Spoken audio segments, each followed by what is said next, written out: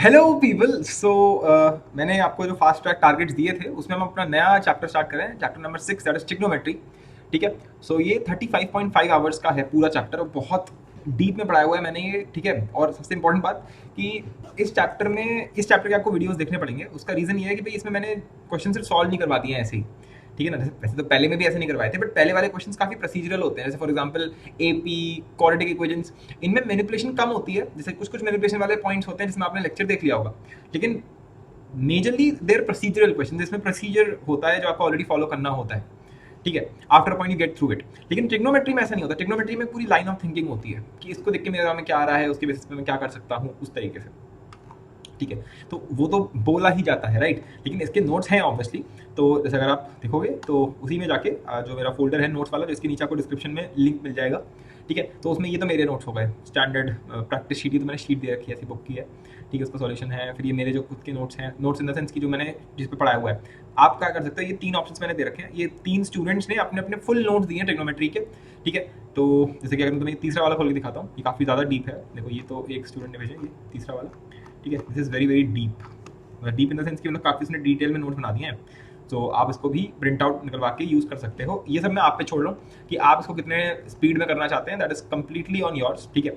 बाकी left out वाली playlist भी है जो आपको सीधे प्लेलिस्ट वाले में जाके मिल जाएगा।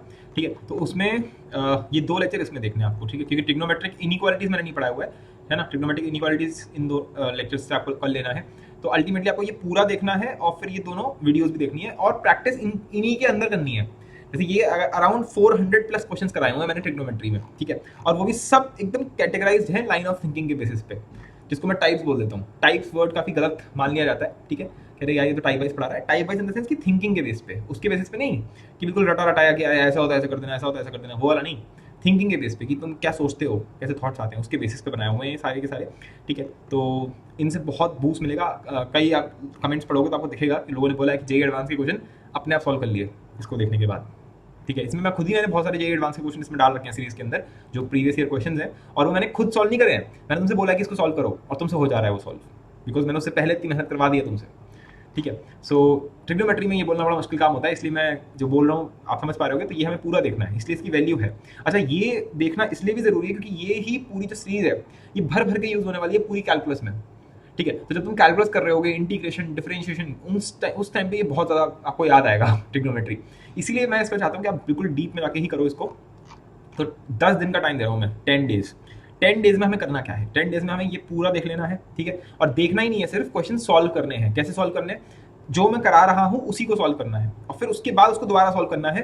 ठीक है। इसमें आप क्या कर सकते हो कि थोड़ा सा आप अपने हिसाब से इसको आपको मोल्ड करना पड़ेगा, क्योंकि आपको डेडलाइन पता है। Deadline is 10 days. ठीक है। तो 10 दिन में मैं इसको अपने हिसाब से कैसे बना सकता हूँ। जैसे फॉर एग्जांपल कोई बच्चा होगा जिसको बिल्कुल कुछ आता ही नहीं है ट्रिग्नोमेट्री में, तो फिर उसको बहुत मेहनत करनी पड़ेगी, राइट। तो जिसको बहुत मेहनत करनी पड़ेगी उसको फिर ये भी जानना पड़ेगा कि टाइम उतना ही है भाई। ठीक है ना। तो मुझे ज़्यादा काम करना पड़ेगा। जिसको उतना लाइक जिसको अच्छे से आता है ऑलरेडी, उसको बस एक रिवीजन सॉर्ट ऑफ चाहिए, तो फिर मैं उसको सजेस्ट कर दूंगा आप सीधे सीधे नोट से पढ़ लो। इससे एकदम कैटेगराइज देख रहा कितना डिटेल में बनूंगा, टाइप 6.8। ठीक है। एकदम सिस्टमैटिक, इतना सिस्टमैटिक है आपको बहुत सेटिस्फैक्शन मिलेगा इसको देखने के बाद। ठीक है ना।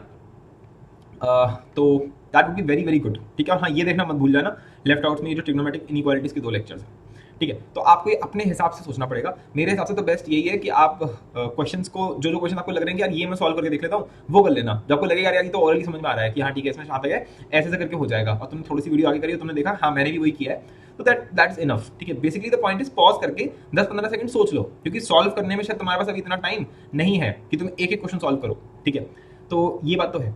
पर हाँ, ये जरूर तुम कर सकते हो कि जब तुम पूरा देख लो एक बार, लाइक पूरा 35 घंटे का, और वो 2 वीडियो तुमने देख ली, उसके बाद सारे क्वेश्चंस को दोबारा आप सॉल्व करके देख सकते हो।